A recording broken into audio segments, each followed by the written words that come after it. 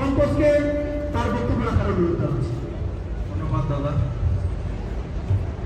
আমাদের জাতি গড়ার কারিগর আমাদের শিক্ষক। আমরা ছোটবেলা থেকে শিক্ষককে মা বাবার পরের স্থানটা দিয়েছি, এখনো আমরা একই স্থানে রাখতে চাই। আমি প্রধান উপদেষ্টা ডক্টর ইউনূসকে একটা কথাই বলতে চাই, যারা বেছে বেছে হিন্দু শিক্ষক এবং বিশেষ করে জাতীয় সঙ্গীত পরিবর্তন করার জন্য দাবি তুলতেছে, তাদেরকে আমি ব্যক্তিগতভাবে জঙ্গি হিসেবে আখ্যায়িত করব। আপনাকে একটা কথা আমি স্পষ্ট করে বলতে চাই, এখনো সময় আছে।